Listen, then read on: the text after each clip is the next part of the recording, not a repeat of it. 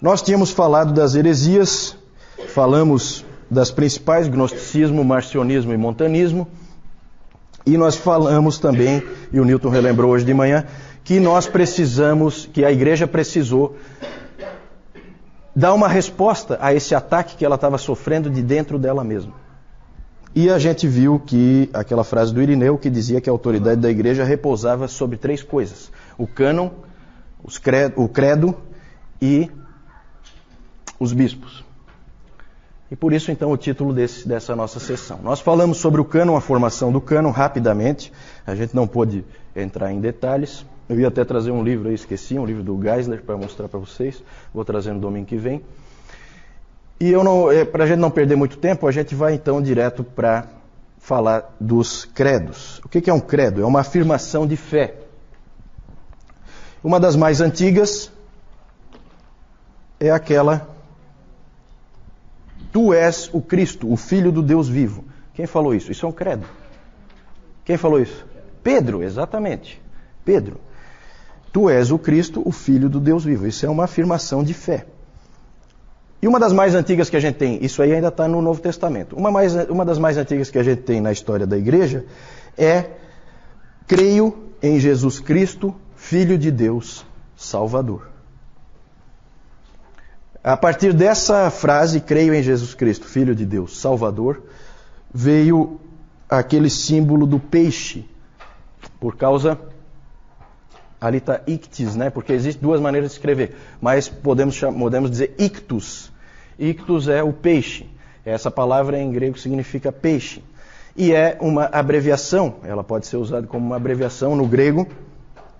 Depois nós vamos ver umas figuras aí. Que é uma abreviação de Jesus Christos Tel Huios Soter. Jesus Cristo, Filho de Deus, Salvador. Então, esse é um credo bem antigo também. Mas o credo que o Irineu estava se referindo, onde ele dizia que a autoridade da igreja repousava, uma das coisas em que ela repousava, era o credo dos apóstolos. Já ouviram falar do credo dos apóstolos, ou credo apostólico? Ele é bem conhecido, esse credo apostólico. Talvez eu falando vocês reconheçam. Creio em Deus Pai Todo-Poderoso, Criador do céu e da terra, em Jesus Cristo, seu único Filho, nosso Senhor, que foi concebido pelo poder do Espírito Santo, nasceu da Virgem Maria, padeceu sob Pôncio Pilatos, foi crucificado, morto e sepultado, desceu à mansão dos mortos, ressuscitou ao 3º dia, subiu aos céus, está sentado à direita de Deus Pai Todo-Poderoso, de onde há de vir a julgar os vivos e os mortos. Creio no Espírito Santo, na Santa Igreja Católica, na comunhão dos santos, na remissão dos pecados, na ressurreição da carne e na vida eterna. Amém. Esse é o credo apostólico. E existe uma história, né? Uma história muito interessante em que se diz que os apóstolos sentaram antes de ir para o mundo evangelizar, e aí Pedro começou. Creio em Deus Pai Todo-Poderoso, foi seguido logo depois por André, e em Jesus Cristo, seu único Filho, nosso Senhor. E assim por diante, cada apóstolo falou um pedaço do credo apostólico até terminar com o Mateus, que falou a parte final. É claro que isso aí é uma lenda. É evidente que não foi assim que aconteceu. O credo apostólico não foi feito pelos apóstolos. Ele, na verdade, era uma fórmula utilizada nos batismos naquela época. Então, o indivíduo que ia se batizar tinha que afirmar aquelas verdades. E isso acabou pegando como a fé da igreja resumida. Porque o cânon são aqueles 66 livros, mas eles achavam que precisava deixar claro o que é essencial, o que tem que ser tirado dali, que não pode ser negociado.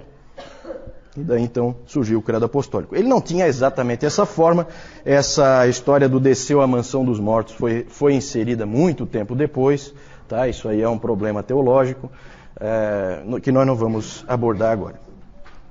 E também nessa época surgiu a ideia da regra da fé. O que é a regra da fé? A regra da fé, o próprio David Calhoun, nas palestras dele, ele falou assim, eu não sei o que é a regra da fé, ninguém sabe. A regra da fé eram verdades, era ortodoxia passada de pai da igreja para pai da igreja ou de bispo para bispo. Não era uma coisa que era passada para a igreja, era uma coisa passada de bispo para bispo. O Orígenes, ele disse o seguinte: a regra da fé é aquilo que foi passado pelos apóstolos por meio da ordem da sucessão. Então não dá para a gente definir muito claramente o que é a regra da fé. Mas de alguma maneira se achava que de um bispo para o outro se passava a verdade, se passava a ortodoxia. Isso é uma coisa um pouco confusa. Pode passar? Vamos falar então agora dessa ideia dos bispos. Os bispos. No Novo Testamento e no primeiro século, o modelo era aquele que nós conhecemos de liderança da igreja, com presbíteros e diáconos só. Então, durante o primeiro século, era assim que era feito. Você tinha presbíteros e você tinha diáconos. Mas já no início do segundo século, já começa a haver uma maior centralização de poder na mão de um único presbítero. E isso começa a aparecer em vários lugares. Sempre há algum presbítero que se destaca mais, que conhece mais, que é mais influente, e esse presbítero começa a ganhar uma importância maior. E isso começa a ser incentivado por alguns pais da igreja, como por exemplo o Inácio de Antioquia, que foi discípulo de João. Ele disse que ele já falava no início do segundo século a respeito de um único bispo acima dos outros. Um presbítero que ficasse acima dos outros, que é a forma tríplice de governo da igreja. Então passa a haver três tipos de liderança: bispos, presbíteros e diáconos. E aí o Irineu de Lyon, piorou tudo quando ele introduziu a ideia da sucessão apostólica. A famosa ideia da sucessão apostólica. Ele, não sei de onde é que ele tirou isso, ele criou a ideia de que o bispo tinha que ser uma pessoa que pudesse provar a sua ligação aos apóstolos. Certo?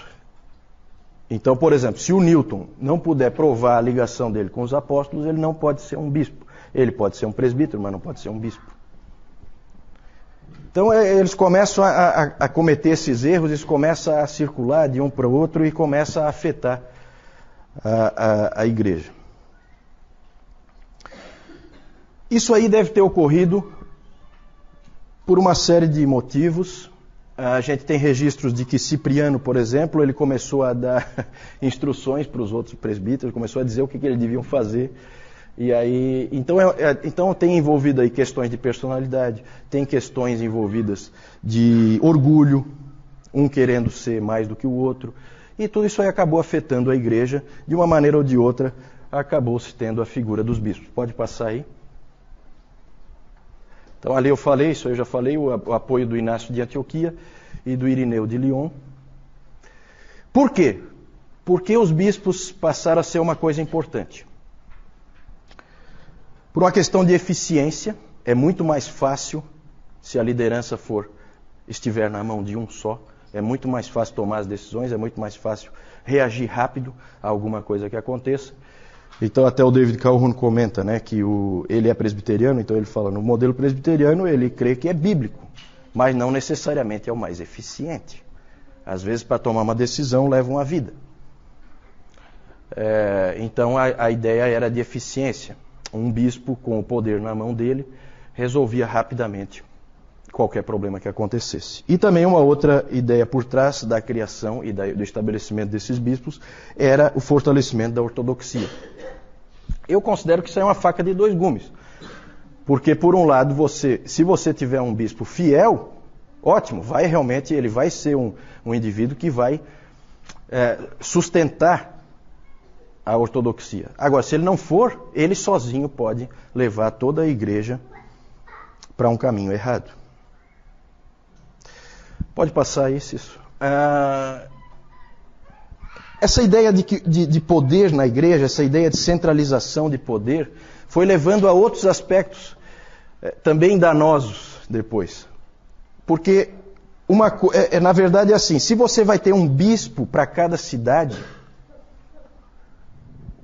e isso aí começou muito cedo, já no segundo século, como nós vimos, você estabeleceu uma gradação entre os presbíteros daquela cidade. Existe um presbítero daquela cidade que é o mais importante, o que tem mais autoridade, o que é mais reconhecido. Só que a mesma ideia pode ser extrapolada. Uma coisa é você ser, vamos fazer uma comparação, uma coisa é você ser o bispo de São Paulo, aqui no Brasil, e outra coisa é você ser o bispo do Oiapoque. A importância que você tem sendo bispo de São Paulo é diferente da importância que você tem sendo bispo do Oiapoque. E isso aí aconteceu realmente naquela época. As igrejas mais importantes logo se destacaram. No Oriente, as igrejas mais importantes eram Jerusalém, Cesareia, Antioquia, Alexandria e Constantinopla. E no Ocidente, só uma: Roma. Gente, começa aqui, tudo tem explicação histórica. O Newton hoje falou sobre isso e é verdade. Tudo que a gente crê tem um fundo histórico. Tudo que acontece tem um fundo histórico. Não existe teologia sem história. Isso o Newton frisou hoje de manhã e é verdade. Olha só o que começa a acontecer. E nós vamos ver hoje mais coisas que começaram a acontecer que foram levando numa certa direção. Aqui já começa a levar numa certa direção. Poder descentralizado no Oriente, como é até hoje, e poder centralizado no Ocidente. Muito interessante isso que vai acontecendo. E olha só o Irineu. Irineu foi um grande homem de Deus, combateu os gnósticos de maneira exemplar, foi extremamente útil para a igreja, só que ele também prejudicou. A ideia da sucessão apostólica não ajudou muito, e essa frase aí é de uma infelicidade tremenda. Olha o que ele disse: é um caso de necessidade que todas as igrejas deveriam concordar com essa igreja, por causa da sua preeminente autoridade. De quem que ele está falando? De Roma. E aí as coisas então vão piorando. Pode passar. Aí só para mostrar para vocês, o João hoje está meio... não está nas melhores condições, eu também não estou, vocês já perceberam, né? Mas eu vou rapidamente mostrar aqui. Aqui só um exemplo, né? Nós falamos do cânon no domingo passado. Aqui é um pedaço de papiro.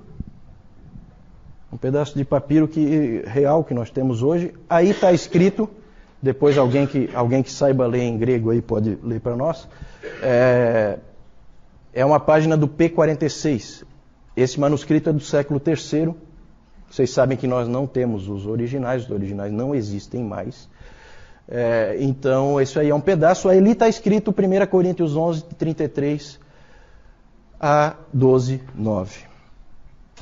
Aqui nós temos, isso aqui é uma pichação em Éfeso, num muro, lá da igreja primitiva, com o símbolo do peixe. Jesus Christus, Theos, Huios, Soter. Certo? Jesus Cristo, Filho de Deus, Salvador. Pode passar. Aí nós temos o Inácio de Antioquia. Ele foi martirizado, por isso que aparecem esses leões aí, junto com ele. E aparece também aqui o Irineu de Lyon. Aquele ali foi discípulo de João, tá? Ele é muito antigo, esse Inácio de Antioquia. Ele foi discípulo de João. Qual foi o outro discípulo de João que nós vimos no domingo passado? Quem é que lembra? Policarpo. Policarpo que foi mestre do Irineu, certo? Em Esmirna. Pode passar então.